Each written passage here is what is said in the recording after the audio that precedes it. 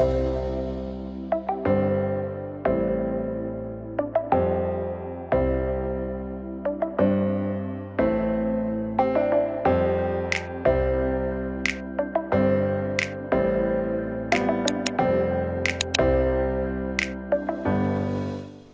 everyone, in this video I am going to explain about nested for next loop in QBasic.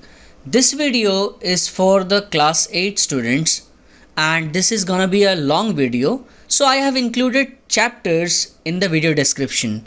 So you can go to the video description and you can directly jump to any part of this video. So let's begin. What's in this video?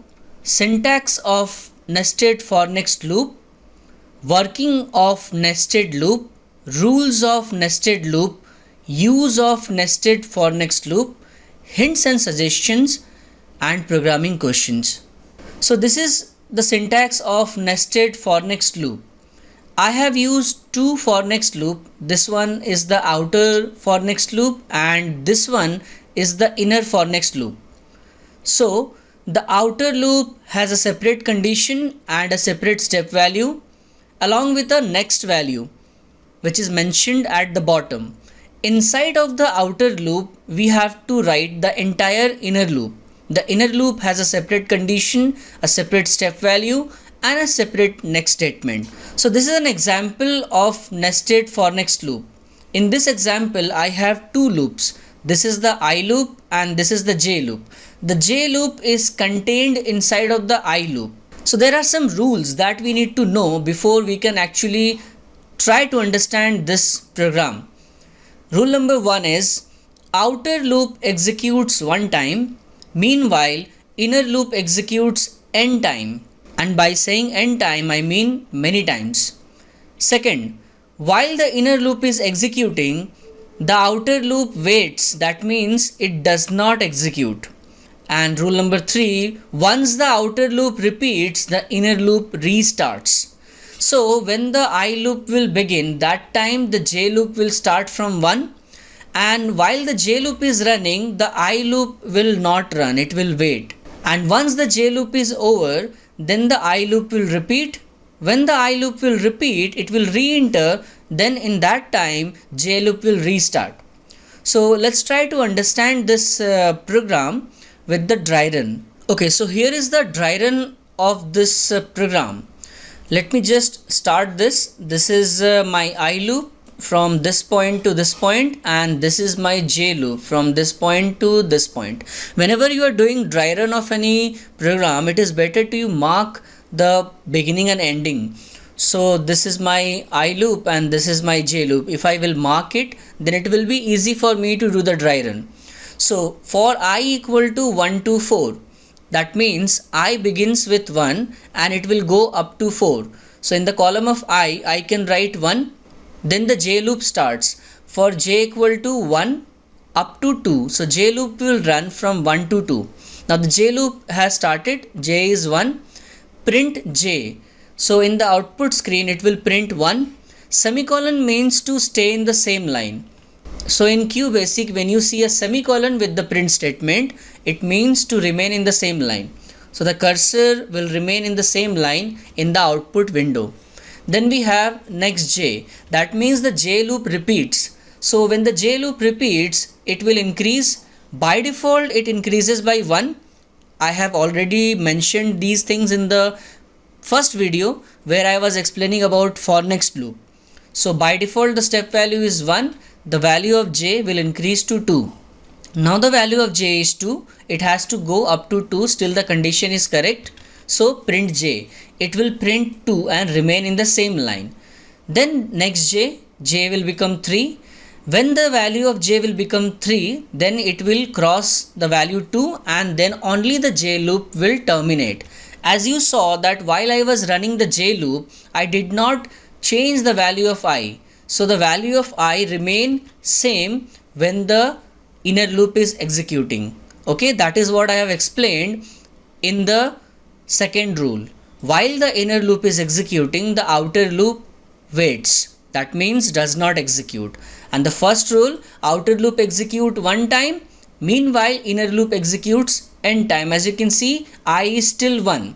So the outer loop has executed only once, but the inner loop has executed 2 times. So outer loop executes 1 time, meanwhile the inner loop execute many times.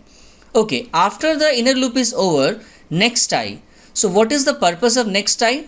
The purpose of next I is to repeat the I loop. That means it will go back to the updation. That means step value, step 1, because it is not mentioned, so it is by default step 1. The value of I will increase to 2.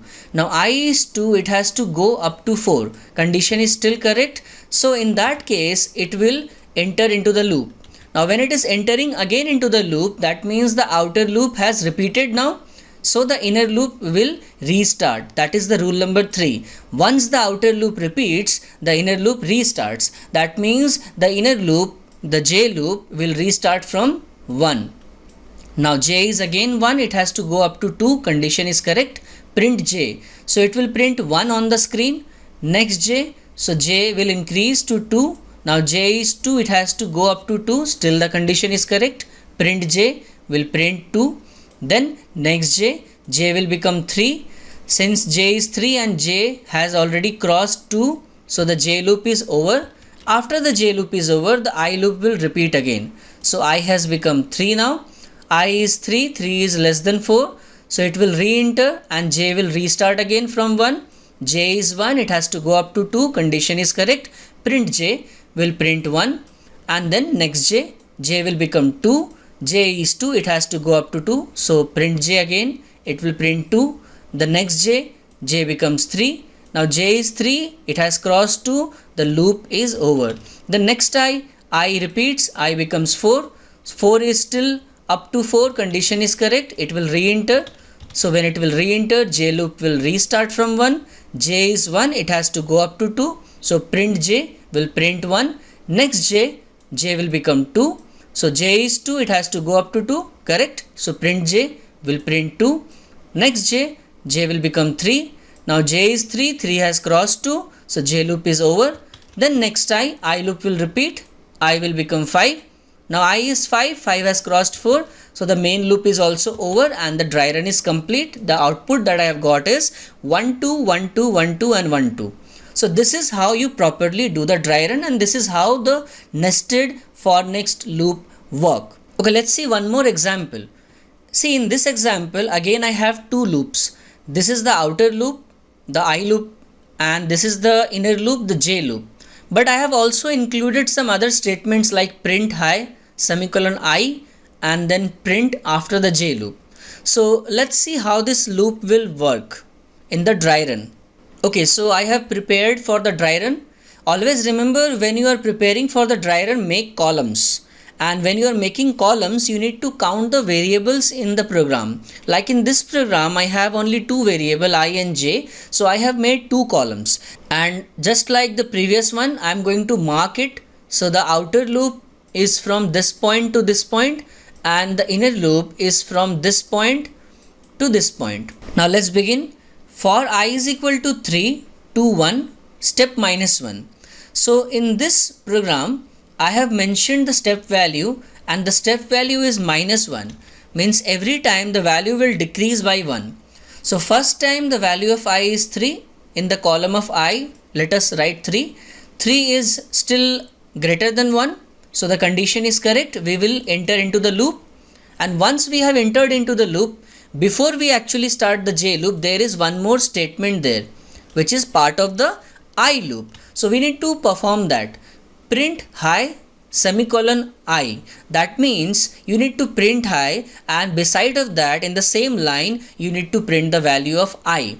So it will print high, and beside of high, it will print the value of I, which is 3. So it will print high 3.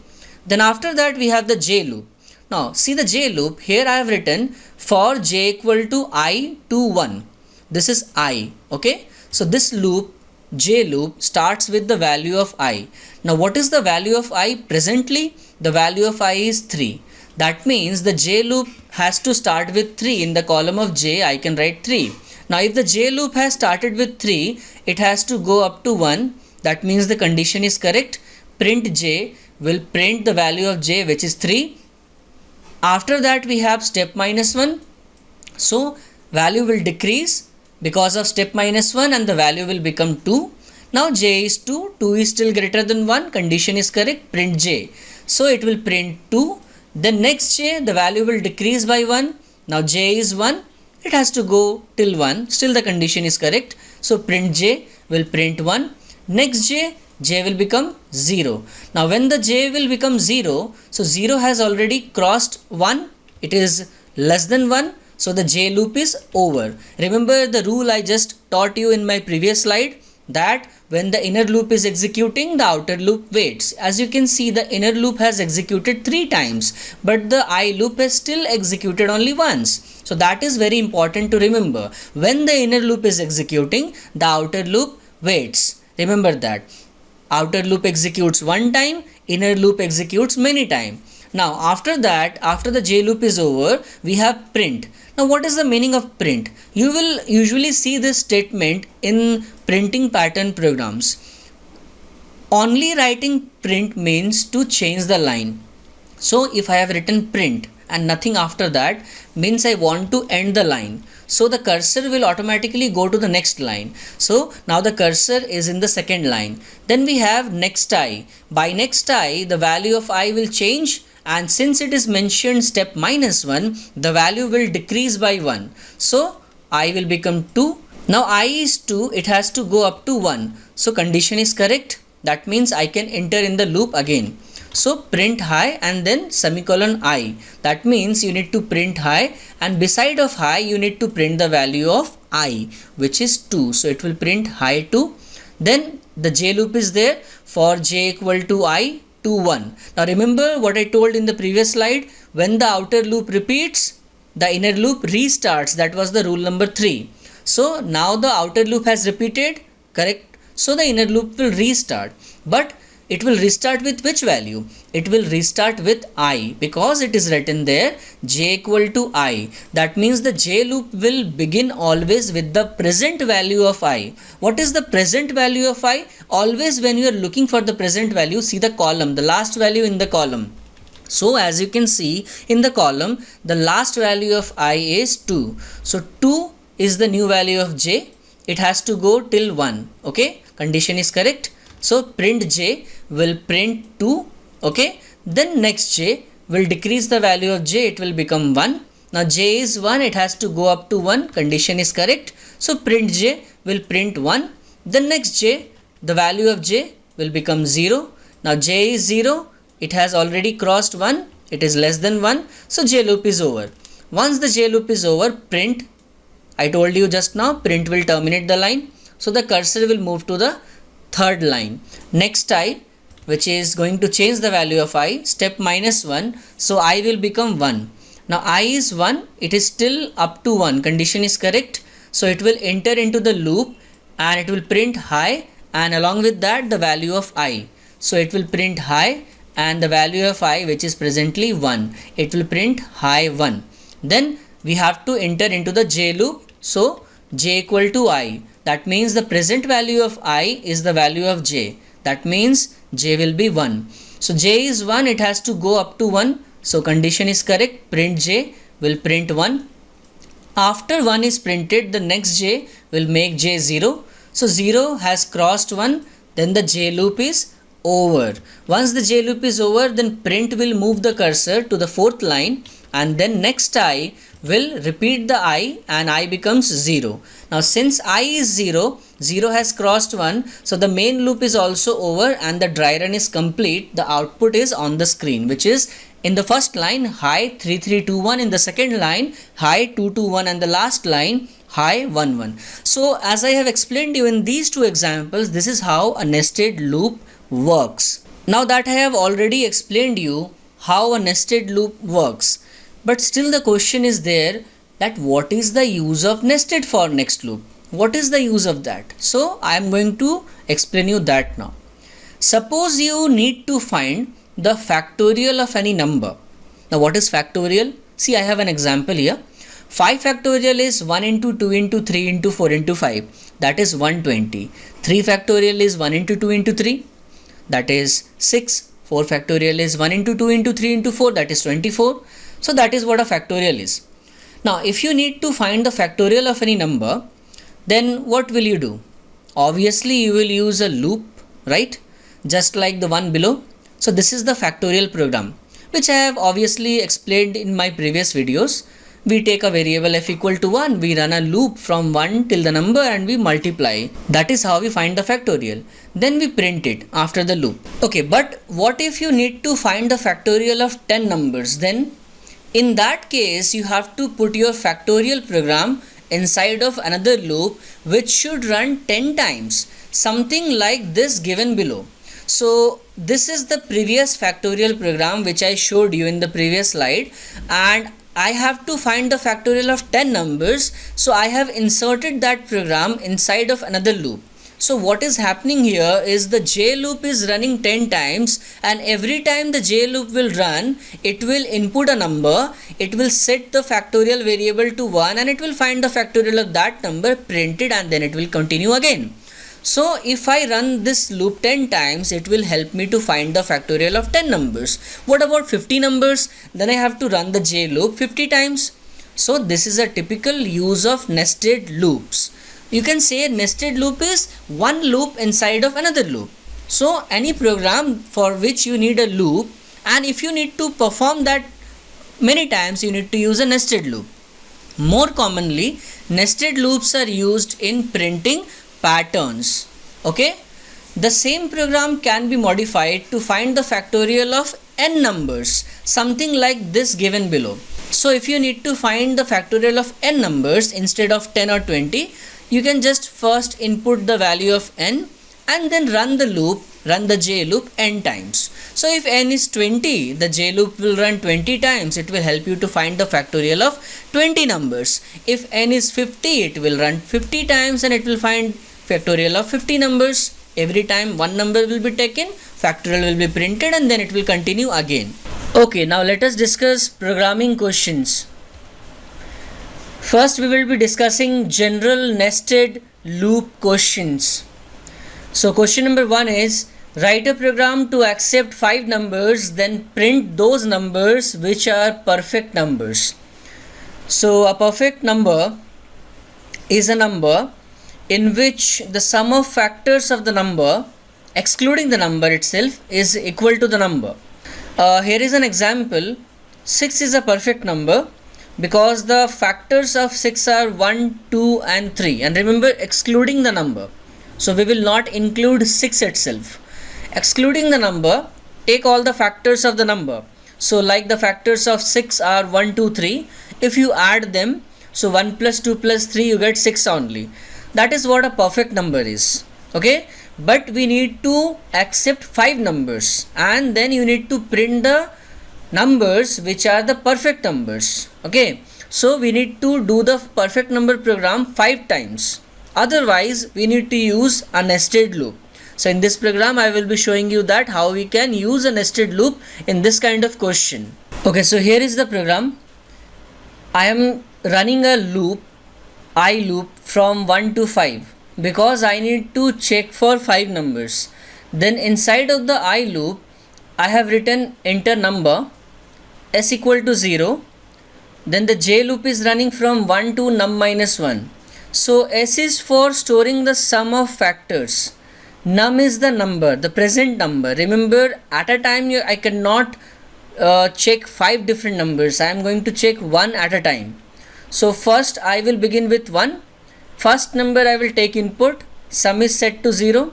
The J loop will run from 1 to num minus 1. Suppose the first number is 6. Then the J loop will run from 1 to 5 and it will check whichever divisor is a factor. Okay, means if it is divisible, then it will add that with the sum. So sum of factors is happening in this loop. Then after the loop is over, if the number is equal to the sum, then I can print that the number is a perfect number. I have not written any else part since it is not mentioned in the question, and then the loop will again repeat. I will become 2, and then again for the second number I will take input, sum is set to 0. Again for the second number the loop will run and then again the sum will be compared with the number, and then it will print if it is a perfect number. Then I will be 3. So this is the program of perfect number, which I have already explained in my previous video, and I have just put it inside of a loop. So that is all what I have done. I have not done anything extraordinary in this program. Just the perfect number program I have put inside of a loop. That's all. So now I'm running this program to show you the output. Here is the output screen. It will run 5 times. Okay, so for the first number, suppose the first number is 4, nothing is displayed. Suppose the second number is 9, nothing is displayed. Suppose the third number is 6, it says it is a perfect number. 6 is a perfect number. Suppose we have 14, nothing is displayed. Suppose it is 18, again nothing is displayed. So only when the given number is perfect, it is displaying the message. Otherwise it is not displaying anything at all. Okay, let us see the second question. Write a program to accept n numbers, then check each number if it's a prime number or not. A prime number has 2 factors, 1 and itself. Examples are 7, 13 and 19. Okay, this time we have to accept n numbers, not 1 number, not 5 number, not 10 numbers, but n numbers. So what is n? N is the number of inputs, and obviously the value of n will be given by the user. So user will decide how many numbers to give input, and the prime number program has to run that many number of times. So here is the second program. I have taken input n. N is the number of inputs. Remember, the main loop is running n times. That is the only purpose of main loop in this program. It has nothing to do with the prime number program. Okay, so if the user will give 10 as the value of n, then the main loop will run 10 times. If the user will give 20, then the main loop will run 20 times. So the main loop is just for repeating the inner part. Okay, and this is the program of prime number, in which we are taking input a number, we are setting the counter to 0, we are running a loop from 1 till the number, and we are dividing the number by each value, each divisor from 1 till the number, and we are counting it, as you know the prime number program already. So a prime number has only 2 factors. If the count is equal to 2, then the number is a prime number, otherwise not a prime number. So this is the prime number program which you already know, and I have placed it, I put it inside of another loop. So I am just trying to explain you that where the nested loop can be utilized in the programming. So in this way we can utilize a nested loop. Just the program which you need to repeat, the looping part, you place it inside of another loop. Okay, now I'm showing you the output of this program. It will first ask me enter n, which is the number of inputs. Suppose I want to input only 4 numbers, so I will give 4. The first number, suppose I will input 7, it will say 7 is a prime number. The second number, suppose I enter 9, not a prime number. Then I enter 15, not a prime number. Then I input 11, is a prime number. Okay, now let us start printing patterns. Before I actually begin explaining you the programs, I would like to introduce you to this topic first. So what is a pattern? A pattern is an arrangement of symbol, numbers or alphabets. Normally patterns are in triangular form, but patterns can be in rectangular, square or any other form. There can be 2 loop, 3 loop, 4 loop, 6 loop or even n loop patterns. But in this video I shall be only discussing 2 loop patterns, and that too only pattern of symbols and numbers. So before I begin explaining the programs, I would like to give you some hints and suggestions. While writing program of printing patterns, remember the following things. Number 1, the outer loop controls the number of lines that is to be printed. Suppose if outer loop executes 4 times, then 4 lines are printed. Similarly, if it executes 5 times, then 5 lines are printed. So you have to frame the outer loop as per the number of lines in the pattern. Remember this. Second rule, the inner loop controls the printing. So the logic of printing to be framed in the inner loop. Third point, you also need to consider the minimum number of terms and the maximum number of terms, or the min-max value in the pattern. Accordingly, the outer loop logic is to be framed. Fourth rule, you need to check if the values are increasing or decreasing in the pattern. Don't forget to see that. And number 5, the best way to check your pattern program is to perform a quick dry run. So I will be explaining that in the next part of this video. And there is a note, writing perfect program of printing patterns require a lot of practice. The best way to improve your printing pattern skill is to dry run each program you write. The more you dry run, the more you become better in printing patterns. Same rule applies to any type of programming. Never ignore dry run. Learn the correct way of doing dry run. Being a teacher, I know that many students don't actually know the correct way of doing dry run, okay? It takes time to learn that. I can understand. So I will be uploading a video soon in which I will explain how to do dry run the perfect way. So stay tuned for that. So now let's begin with the programs of pattern printing. First question, this pattern we have. Now listen, I will be explaining the question first and then I will be showing you the program.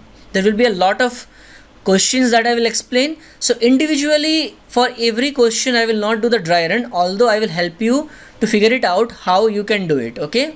And how you can get if your program is going in the right direction or not, okay? Now in the first pattern, it is pattern of symbols, okay? And as I have explained, I will be discussing only the pattern of symbols and numbers. In the first question here, it is pattern of symbols. First you need to count the number of lines. How many lines are there? 1, 2, 3, 4. 4 lines are there. That means no matter what you write in the outer loop, but your outer loop has to run 4 times. If your outer loop will run more than 4 times, then more than 4 lines will be printed. Similarly, if your outer loop will run less than 4 times, then less than 4 lines will be printed. Now that is the first thing that you need to remember. Then regarding the printing, if it is a symbol, then it has to be printed within double quotes. The inner loop is responsible for printing, as I have already told you. So when you are printing, you need to see if it is increasing or decreasing. Like this is increasing. So this is the simplest pattern, okay? So here is the program for the first one. The main loop is running from 1 to 4. This is the main loop, also known as the outer loop. The inner loop is running from 1 to I, okay? See, I will be telling you reasons for everything, but at the end of the day, you have to practice a lot. The outer loop is running from 1 to 4 since there are 4 lines. The inner loop is running from 1 to I. It is not running from 1 to 4. Reason that in every line we have to print different number of asterisks, right? In the first line there is only 1 asterisk, then 2, then 3, then 4. So if I write j equal to 1 to I, it will serve the purpose. How? First time the value of I is 1, as you can see. So first time the j loop will run from 1 till 1. So it will run only one time and 1 asterisk will be printed. Next time when I will become 2, the j loop will run from 1 to 2, means 2 times, and it will be printing 2 asterisks. The next time I will become 3, the j loop will run from 1 to 3, so it will run 3 times. 3 asterisks will be printed, and last time I will be 4, so j loop will run from 1 to 4, 4 asterisks will be printed. So this way you need to think about it, okay? And then in the print statement also, you see there is a space within the double quotes. That space is given so that there are spaces between the asterisks when they are printed on the screen. And after the j loop there is a print statement, as I have mentioned in the example I was explaining in previous slide. So this print statement is for terminating the line. Now I'm going to run this program and show you the output. As you can see, the output is same as the question. Now let us move to the second question. So this is the second question. This is pattern of symbol and these are dollar signs. In the first line there are $5 sign, second line 4, then 3, then 2, then 1. So how many lines are there? 5 lines. Values are increasing or values are decreasing? Values are decreasing. And what is printed? Dollar sign is printed 5 times, 4 times, 3, 2 and 1. Now let's see the program of this question. The only thing that I have changed in this program is I have run this loop in reverse direction, I mean in decreasing order. So my I loop is running from 5 to 1 this time with step -1. Now again, how to check? What is the first value of I? 5. So first time the J loop will run from 1 to 5, correct? This way you need to analyze your program. I also do the same way. First time I is 5, so first time the J loop will run from 1 to 5.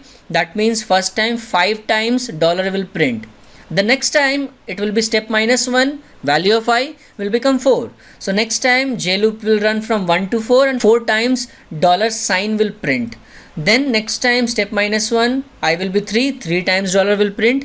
Then I will be 2, 2 times dollar will print, and at the end I will become 1, so 1 time dollar sign will print. So this way you need to analyze your program after you write it, and this is the output same as what is given in the question. Let's move to the third question. So this is the third question. As you can see, we have symbols again, but this time it is different from the previous two questions. This time the symbol is increasing by 2. You see, in the first line there is 1 hash, in the second line 3 times hash, then 5 and then 7. So now I'm going to tell you one more thing. Obviously you have to see the number of lines. It is important to see the number of lines. That many number of times your outer loop has to run. But at the same time, you also have to see the minimum number of values printed and the maximum number of values. So the minimum number of value that is printed is 1 and the maximum number of value that is printed is 7. So you need to cover from 1 to 7 in 4 lines. So this is different from the previous one. Now let's see how we can achieve this in the program. See this program, I have written I equal to 1 to 7. I have not written I equal to 1 to 4. Obviously it was 4 lines, but I have not written I equal to 1 to 4. I have written I equal to 1 to 7 and I have written step 2. Now still it is running 4 times, but it is increasing by 2. First time I is 1, then 1 plus 2 I will be 3, then 3 plus 2 I will be 5, and then 5 plus 2 I will be 7.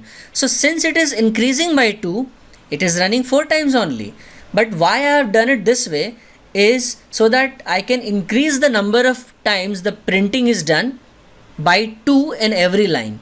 Means first time I will be 1, so first time J loop will run 1 time and 1 time hash will print. But second time I will directly become 3, so second time in the second line I mean the J loop will run 3 times, so 3 time hash will print. Then after that I will become 3 plus 2 5. So 5 times J loop will run and 5 time hash will print. And last time I will become 5 plus 2 7. So last time 7 hash will print in the last line. So this is also you need to see that how many times minimum and maximum the value is printed. Accordingly you need to frame your outer loop. So as you can see, the output is same as what given in the question. Let's move to the next question now, question number 4. This is the fourth question. This is pattern of numbers. As you can see, 1, 1, 2, 1, 2, 3, 1, 2, 3, 4. Now when we have pattern of numbers, there can be two type of patterns in there. It can be numbers same in a line and it can be numbers different in a line. So again we have rules for that. If same numbers are printed in a line, then we need to print the variable of the outer loop. Okay, I will be explaining that soon. And if the numbers printed in any line are different, like in this example, the numbers are different. You see the fourth line, are the numbers same? No, they are different. See the third line, numbers are same? No, they are different. So when different numbers are printed, we need to print the variable of the inner loop. So I am going to explain both of these in two different questions. In this example, I am just explaining how to print this one with different numbers. Okay, so let's see the program. Okay, so here is the program. The I loop is running from 1 to 4 because there are 4 lines in the question, you can see, and the J loop is running from 1 to I. Now what I have done is I have printed J. So first time I is 1, the J loop will run 1 time only and it is printing J, so it will print 1 on the screen in the first line. Then next time I will be 2, so J loop will run from 1 to 2. It will run 2 times, it will print the value of J, so it will print 1 and 2 on the screen. The next time I will be 3, so the J loop will run from 1 to 3 and it will print 1, 2, 3 in the line, okay, because it is printing j. When it is printing j, it will print different numbers because the value of j is changing in the inner loop. So when the value of j is changing in the inner loop, it obviously will print different numbers. So that is how we print different numbers, okay. This is the basic program, and as you can see the output, it is same as what is given in the question. Now let's move to the fifth question. Here is the fifth question, and the only difference is that now I am printing same numbers in a line. So 1, 2, 2, 3, 3, 3, 4, 4, 4, 4. I am printing same numbers in a line, and as I told previously, whenever same numbers are getting printed, we need to print the variable of the outer loop. So what I am going to change, I am going to show you now in the program. Okay, see, this is the fourth program only, but in this program I am going to change something, and it will be very little change. So here I am just going to make it print I. Instead of print j, I wrote print I, and you will see the output that it is now the output for the fifth question. 1, 2, 2, 3, 3, 3 and 4 times 4. So what I changed, only I printed I. Still it is working. When you print I means when you print the variable of the outer loop. So the variable of the outer loop is not changing inside of the inner loop, right? The value of the outer loop does not change in the inner loop. So when I is 1, inside the loop it is always 1. Next time when I is 2, inside of the loop it is always 2. And last time when I is 4, inside of the loop it is always 4. So the value of I does not change in the j loop. So we can utilize that whenever we have to print a pattern where the numbers are same in a line. So first time I will be 1, j loop will run only one time and it will print 1 since I is 1. Next time I will be 2, so j loop will run from 1 to 2 means 2 times, but it is printing I only, so it will print 2, 2. Next time I will be 3, j loop will run 3 times, but it will print I only, so it will print 3, 3, 3. So this is how it is going to be printed, okay. This is the sixth question. 5, 4, 3, 2, 1, 5, 4, 3, 2, 5, 4, 3, 5, 4 and 5. Now I am going to tell you one more thing. You also need to check in the pattern if the beginning number is same or if the ending number is same. Sometimes the beginning number is same, sometimes the ending number is same. Like in this question, the beginning number is same. It is always beginning with 5, but it is ending with different values. It is ending with 1, 2, 3, 4, 5. So that means first time the j loop will run from 5 to 1, second time the j loop will run from 5 to 2, third time j will run from 5 to 3, and then 5 to 4 and then 5. So here is the program. I am running the I loop from 1 to 5 times, and the j loop is running from 5 to I. So first time the value of I will be 1. So first time the j loop will run from 5 to 1, and it is step minus 1, the values are decreasing, so it will print 5, 4, 3, 2, 1 from 5 till 1. The next time, next I will become 2, so the j loop will run from 5 to 2, it will print 5, 4, 3, 2. The next time I will be 3, so j loop will run from 5 to 3, it will print 5, 4, 3. Next time I will be 4, so j loop will run from 5 to 4, it will print 5 and 4. And last time I will be 5, so j loop will run only one time from 5 to 5, only one time, so it will print 5 on the screen. Here is the output of this program. As you can see, the output is same as the question. Let's move to the next question. Question number 7. This one is little bit different from the previous one. In this question, the beginning number is different, but the ending number is same. It is always ending with 1, but it is beginning with 5, 4, 3, 2, 1. So what can we do? Obviously it is 5 lines. So the first loop, I mean the outer loop, has to run 5 times. In the inner loop, can we write j equal to I, so that every time the j gets a different starting value, okay, and we have to make it run till 1. It is decreasing, so we can write for j equal to I to 1, always it should end with 1. But what about I? Should we write 1 to 5 or should we write 5 to 1? The outer loop, the answer is we should write 5 to 1 step minus 1. Okay, let's see the program to understand that better. See this program, the I loop is running from 5 to 1 step minus 1. So the outer loop is running 5 times. The inner loop is running j equal to I to 1. So first time the value of I is 5. So first time j is also 5.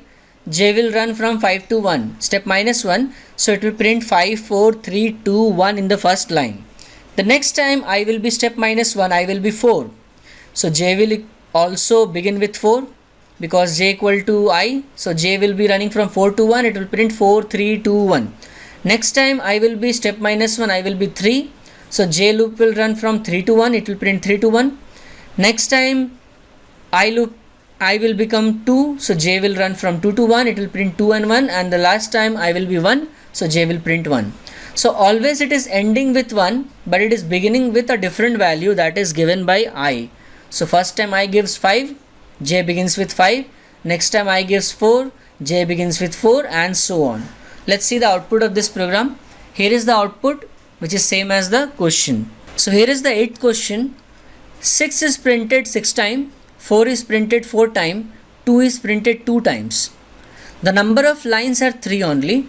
You also need to see the max value and the min value. What is the maximum value? 6. Number I am talking about. Maximum number. Greatest number 6. What is the smallest number? Minimum number 2. So that also you need to consider while writing the program. Now let's see this program. So here is the program. The I loop is running from 6 to 2. Step minus 2. So first understand this. If the I loop is running from 6 to 2 with step minus 2, then how many times the I loop will run? First I will be 6. Then step minus 2 I will become 4. Then step minus 2 I will become 2. That means the I loop will run 3 times and only 3 lines will be printed. So never compromise with that. Always the number of lines should be equal to the number of times the outer loop is executing. Remember that. Now regarding the printing, I have made it run 1 to I. That is fulfilling my requirement. First time I is 6. So the j loop will run from 1 to 6. J loop will run 6 times. So when the j loop will run 6 times, 6 values will be printed. But what will be printed? Print I.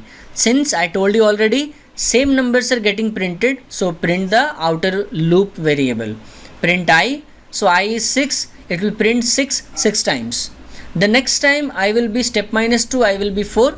So j loop will run from 1 to 4. But it will print I. So it will print 4 times. The next time step minus 2 I will become 2. So j loop will run from 1 to 2 only 2 times, but it will print I. So it will print 2 only. 2 times it will be printed. Okay. So see the output of this program. 6 times 6, 4 times 4, and 2 times 2. Question number 9. Here I have 2 type of symbols in the pattern. First line is $, third line is $, second and fourth line is hash.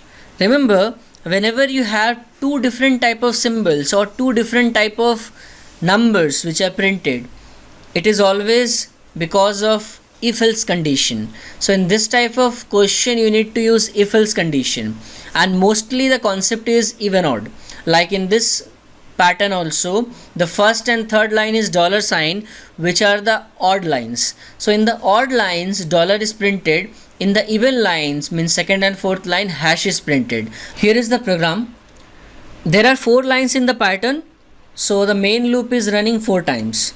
And it is a simple pattern. So I am making this j loop, and it is running from 1 to I. Okay. First time I is 1, it will run 1 time. Next time I will be 2, the j loop will run 2 times. Next time I will be 3, j loop will run 3 times, and so on. Now regarding the printing part, I will use I in the condition part, because I is the line number. I controls the line. I1 means first line, I2 means second line, I3 means third line, I4 means fourth line. So I'm going to use it. As I told, in the first and third line we have $ symbol, which are the odd lines. In the second and fourth line we have hash, which are the even lines. So I is the line. Okay, I controls the line. If I mod 2 equal to 0, mod 2 for checking divisibility. If I mod 2 equal to 0 means when I is even, means even line, second and fourth line. So whenever I is even line, print hash.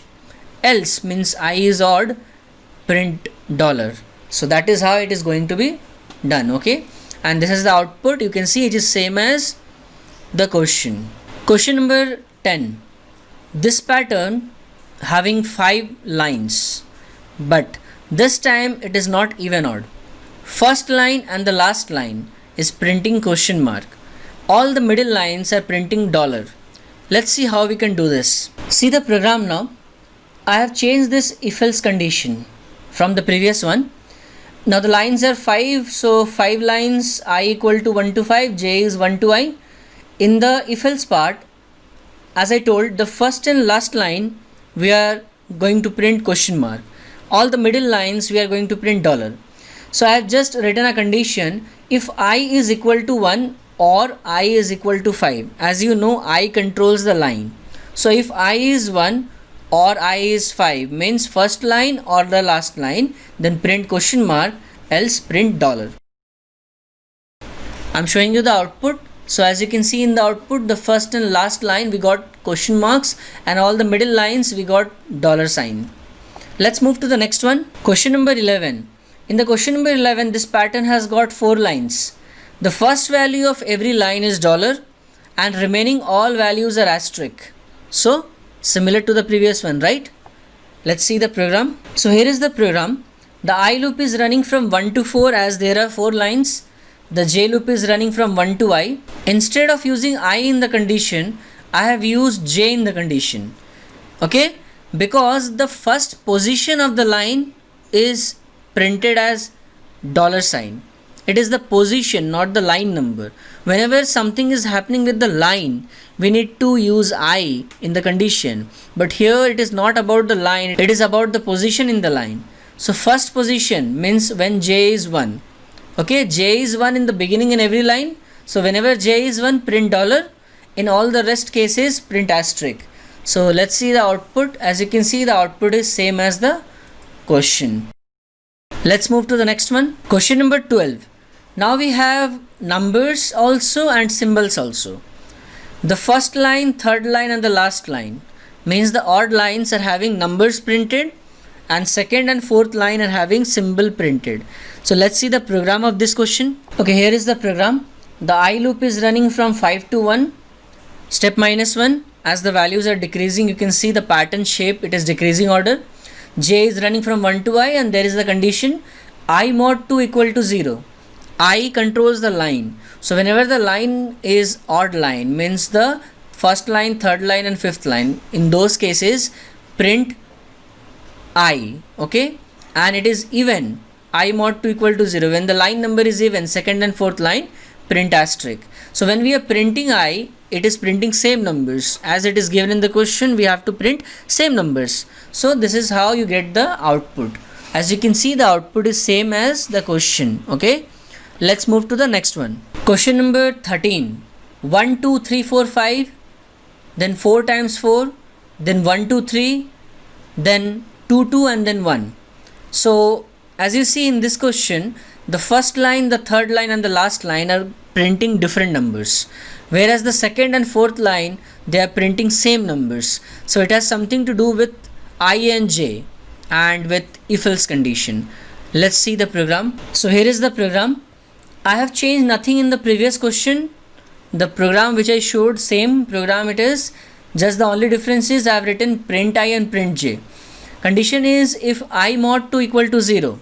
Whenever the value of I means the line number is even, second line and fourth line, then print I. So it will print same numbers. And whenever the line number is odd means first, third and fifth line, then print j means print different numbers. So it is the same program as the previous one, only I have changed and written print I, print j. So here is the output which is same as the question. Let's move to the next question. Question number 14. 1, 2, 3, 4, 5, 6, 7, 8, 9, 10. This pattern is different from all the previous patterns. Why it is different? Because it is actually a series in the form of a pattern. Whenever this kind of question is there, we need to take separate variables and form the series and print it in the pattern program only. But first you have to see the shape of the pattern. Is it triangle? Yes. Is it having 4 lines here? Yes. And the printing part, 1 term, 2 terms, 3 terms and 4 terms are getting printed. So write the pattern according to that, and just instead of printing I or j or other symbol, print the term of the series. I'm going to show you that in the program now. Okay, here is the program. There are 4 lines in the question in the pattern which is given. So the main loop is running 4 times. The J loop is running from 1 to I, normal pattern. But instead of printing I or printing J, I have taken a variable A which is set to 1, as the first number in the series is 1, and then I have printed A, so it will print 1, and every time the loop is running, A will change and it will increase by 1. So it will print 1, 2, 3, 4, 5, 6 like that. So as you can see the output, it is same as the question. You can dry run to check it. Now let's see the last question of printing patterns. Question number 15. 1, 1, 1, 2, 1, 1, 2, 1, 2, 3, 1, 1, 2, 1, 2, 3, 1, 2, 3, 4. Again it is a series in the pattern, but the series is line wise. Means in the first line, in the second line, third line, fourth line, line wise the series is restarting from the beginning. So let's see how we can do this program. Okay, so here is the program. The I loop is running from 1 to 4. Since there are 4 lines in the pattern, in the I loop, inside of that we are setting A to 0. That is the value, okay, in the beginning. Then for J loop is running from 1 to I. Now forget about the pattern. See the logic of the printing. Every time the J loop is starting, A is set to 0. And first time before printing, the formula is applied, which is A equal to A into 10 plus J. Now this kind of series I have explained in my previous video. A into 10 plus J. What is A? 0. 0 into 10, 0, plus J is 1. So 0 plus 1, 1. A is 1 and 1 is getting printed. Next time 1 into 10, 10 plus J is 2. So 12 is getting printed. And then after the J loop is over, then A is again reset to 0. That is very important, to reset it to 0, so that in the next line again it starts printing from 1. See the output of this program. So here is the output, which is same as the question. Now let's see some questions of series and sum of series, in which we will be using nested for next loop. Question number 1. Write a program to print the following series up to nth term. So this is a series which includes factorials. Factorial of 1, that is the first term. Factorial of 3, second term. Factorial of 5, third term, and so on till nth term. So let us try to print this series using nested for next loop. So here is the program. Let's see what I have done in this program. First I am taking input the number of terms. Because it is a series, so we need to take input the number of terms. Then I am taking A equal to 1. Now A is the term whose factorial I need to find. So as you saw in the question, first time it was 1 factorial, then 3 factorial, then 5 factorial, then 7 factorial, and so on. So that 1, 3, 5, 7 is my A. Now the main loop is running from 1 to n. And inside of the main loop, I have set factorial to 1. First time A is 1. So the J loop will find factorial of 1 in the first time. The factorial of 1 will be printed. Then A equal to A plus 2, A will become 3. So next time, F is again 1, and this time the J loop will find the factorial of 3. Then that will be printed and A will become 3 plus 2, 5. Next time it will find the factorial of 5, and so on. So here is the output. Enter number of terms. If I input 3, so 1, 6 and 120. Factorial of 1 is 1, factorial of 3 is 6, factorial of 5 is 120. Let's move to the next question. Write a program to print the sum of following series up to nth term. So I have a sum of series here, and this sum of series includes factorials. So I need to use a nested for next loop in this question, okay? And remember, on the right side of equal sign we have the variable x also, so we need to take input x also in this program along with n. Okay, let's see the program. So here is the program. First I am taking input the number of terms n, then I am taking input the x. Okay, A is set to 0. Now remember, in the question there it was x factorial plus x plus 1 factorial plus x plus 2 factorial, right? So that x plus 0 first term, because nothing is there, so x factorial means x plus 0 factorial. Second term x plus 1 factorial, and so on. So that I have done with A. A is that plus part, okay, plus 0, plus 1, plus 2, plus 3. And in the main loop I have set factorial to 1, and the factorial loop is running from 1 to x plus a. So first time a will be 0, the factorial loop will run from 1 to x plus 0. X plus 0 means x only, so it will find the factorial of x and then it will be added with the sum. A will be set to 1, 0 plus 1, 1. Next time the factorial loop will run from 1 to x plus 1 since a is 1. So it will find the factorial of x plus 1. Then a will become 2. Next time the factorial loop will run from 1 to x plus 2. So it will find the factorial of x plus 2 and so on. Then that sum will be printed after the loop.